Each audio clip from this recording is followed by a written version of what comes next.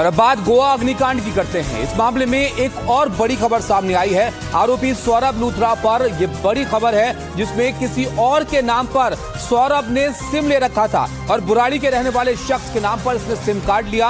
आखिर क्यों किसी और के नाम का सिम ये इस्तेमाल कर रहा था, ये एक बड़ा सवाल है जो अब सामने निकल कर आया है। क्लब के कई डॉक्यूमेंट्स भी फर्जी मिले हैं। इसके अलावा ड्राइवर भरत के नाम पर डॉक्यूमेंट बनवाए गए, ड्राइवर को ऑपरेशनल हेड बताया गया और पुलिस की गिरफ्त में अब ड्राइवर भी है। तो आप देखिए किस तरह से डॉक्यूमेंट्स के साथ फर्जीवाड़ा करके ये लोग अपना कारोबार यहां पर चला रहे थे और उसमें कई सारी अनियमितताएं भी यहां पर सामने मिली हैं। कैसे यहां पर फायर डिपार्टमेंट की मंजूरी नहीं थी, वहां से क्लियरेंस नहीं थी और उसके बाद भी इस बात का ख्याल नहीं रखा गया कि अगर कोई आपात स्थिति पैदा होती है तो लोग आखिर वहां से निकल कैसे पाएंगे। और यही शायद वजह रही कि यहां पर ऐसा हादसा हुआ कि 25 लोगों की जान चली गई है। और अब इन्हीं बड़े सवालों की तलाश के लिए पुलिस गहनता से जांच कर रही है। 2 जो मालिक हैं इस क्लब के वो फरार हैं और एक उनका जो साथी है उसको पकड़ा गया।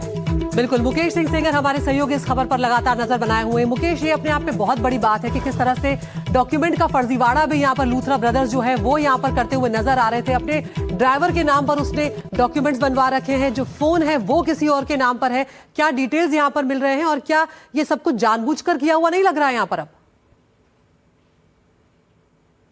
देखिए, बिल्कुल अब तक की जांच हुई है उसमें ये बात निकलकर बड़े तौर पर सामने आ रही है कि लूथरा ब्रदर्स जो है बहुत ही शातिर है। उन्होंने अपने क्लब के डॉक्यूमेंट्स जो है वो अपने ड्राइवर के नाम बनवा रखे थे। ड्राइवर के नाम से क्लब के लाइसेंस लिए हुए थे। क्योंकि क्लब इलीगल था तो उनको ऐसा लगता था कि अगर कल के दिन कुछ होता है तो सबसे पहले जो ड्राइवर है वो फंसेगा, क्योंकि ड्राइवर के नाम ही कई सारे लाइसेंस हैं। और ड्राइवर को उन्होंने बताया था कि वो ऑपरेशनल हेड है, तो उसको गोवा पुलिस ने गिरफ्तार कर लिया है। लेकिन हमारे सहयोगी रवीश कल ड्राइवर भरत के घर गए थे।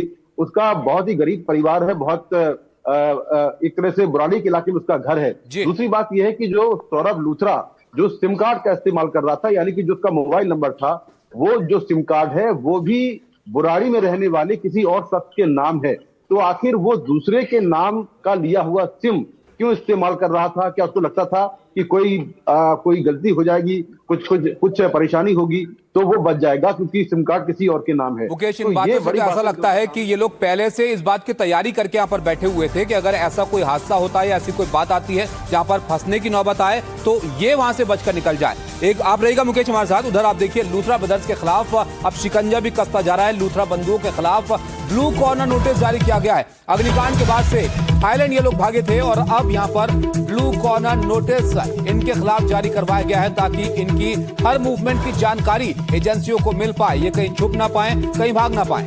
और जो अलग अलग तस्वीरें इनके सामने आ रही है मुकेश, वो दिखा रहे हैं कि किस तरह से ये लगातार सेलिब्रिटीज के साथ तस्वीरें खिंचवाते थे, अपना दबदबा एक तरह से कायम करने की कोशिश करते हुए यहाँ पर नजर आ रहे थे। तो इस खबर पर हम नजर लगातार बनाए हुए हैं।